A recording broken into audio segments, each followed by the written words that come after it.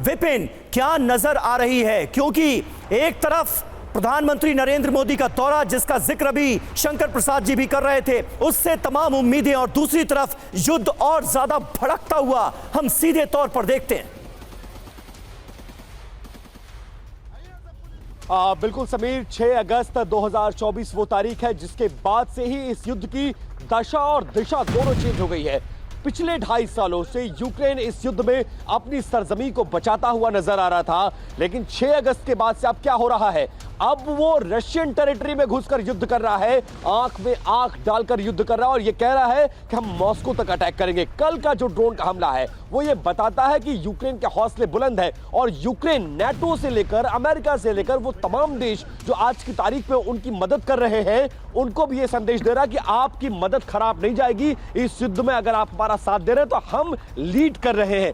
यही बात रशिया को परेशान कर रही है और खासकर तब बेशक प्रधानमंत्री का यहां पर दौरा हो रहा हो, लेकिन वो ये दिखाना चाहता कि अगर आप एक कदम हमारी तरफ बढ़ेंगे तो हम आपकी तरफ बढ़ेंगे, अगर आप एक कदम हमारी तरफ नहीं बढ़ेंगे तो जो हश्र आपने हमारी टेरिटरी में आकर हमारे लोगों का, हमारे घरों का, हमारे सैनिकों का किया है, वही हम करेंगे। और वही क्रुक्स में, वोरोनिल में और उन तमाम क्षेत्रों में, उन राज्यों में हो रहा है जो रशिया से लगते हैं। बॉर्डर पर लड़ाई बढ़ती जा रही है, यूक्रेन पीछे हटने के मूड में नहीं है, ऑफेंसिव युद्ध ये कर रहा है, अब तक डिफेंसिव कर रहा था। और यूक्रेन का जो स्ट्रैटेजी है वो यही है कि बातचीत की टेबल तक आने तक अगर आप झुकेंगे तो हम झुकेंगे, आप मारेंगे तो हम मारेंगे, वही क्रुक्स में होता हुआ नजर आ रहा है। और विपिन, जो बातें लगातार हो रही हैं कि नेटो का पूरी तरह से ग्रीन सिग्नल है इन हमलों के लिए, और यही वजह है कि यूक्रेन न सिर्फ बॉर्डर के इलाकों पर हावी होता हुआ नजर आ रहा है, बल्कि मॉस्को तक हमलों को अंजाम दिया जा रहा है। विपिन, जल्दी से एक जवाब।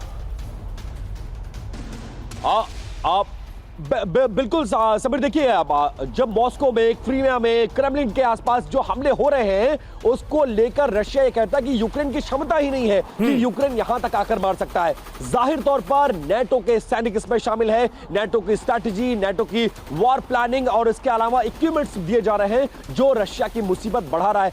बेशक प्रत्योपरोक्ष रूप से नेटो इस वॉर में नहीं उतरा है, लेकिन नेटो का सपोर्ट है और यही वजह है कि 2.5 साल से रशिया के सामने एक छोटा सा मुल्क यूक्रेन इस युद्ध में टिका हुआ है। यही उसकी सबसे बड़ी जीत है और अभी भी ये युद्ध खत्म होने की दिशा में आगे नहीं बढ़ रहा बल्कि बढ़ता जा रहा है। और अब इसकी जद में यूक्रेन के साथ साथ रशिया के भी कई राज्य आ गए हैं, जिसमें क्रुक्स एक शामिल है और 6 अगस्त के बाद युद्ध की दशा और दिशा दोनों बदलती हुई नजर आ रही है। समीर, बिल्कुल, हालात निश्चित तौर पर विपिन आपने सही कहा कि और ज्यादा तनावपूर्ण होते हुए नजर आ रहे हैं। ऐसे में भारत की शांति की ये तमाम कोशिशें कितनी रंग लाएंगी, ये देखने वाली बात होगी। फिलहाल आपका बहुत बहुत शुक्रिया, आप वॉर जोन से हमारे साथ जुड़े, अपना ख्याल रखिएगा। आगे बढ़ते हैं और बात करते हैं दूसरे वॉर फ्रंट की। ईरान इजराइल के वॉर फ्रंट पर आखिर हो क्या रहा है? ईरान की तैयारी क्या है? ईरान चाहता क्या है? प्लानिंग क्या की जा रही है? हिजबुल्लाह को बदले की कमान आखिर ईरान ने किस मकसद से सौंपी है? अब हिजबुल्लाह क्या करने वाला है?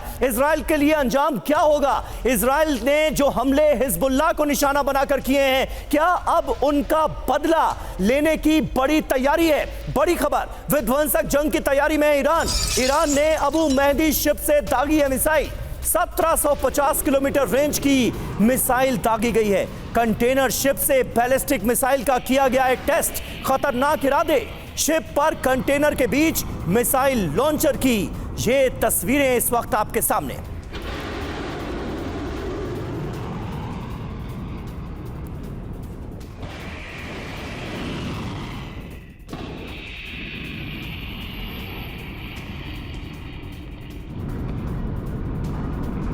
तो ये देखिए 1750 किलोमीटर की रेंज वाली मिसाइल दागी गई है।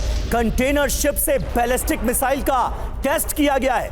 ये तस्वीरें इस वक्त आप देख रहे हैं। ईरान ने अबू मेहदी शिप से ये मिसाइल दागी है। सीधे सीधे कहीं ना कहीं इजराइल के लिए एक बड़ा मैसेज इसमें छिपा हुआ है। इन तस्वीरों के जरिए एक चेतावनी दी गई है ईरान की तरफ से। और ईरान के आसमान में उड़ान पर लगा दिया गया है बैन। 22 से 24 अगस्त के बीच ईरान का बारूदी प्लान सामने आया। टेंशन के बीच ईरान ने जारी किया नो टाइम। मिसाइल लॉन्च के लिए जारी किया गया नो टाइम। 48 घंटे में इजराइल पर ईरान की हमले की आशंका, यानी आने वाले 48 घंटे बहुत ज्यादा अहम है। इजराइल पर ईरान बड़े हमले की कर रहा है तैयारी।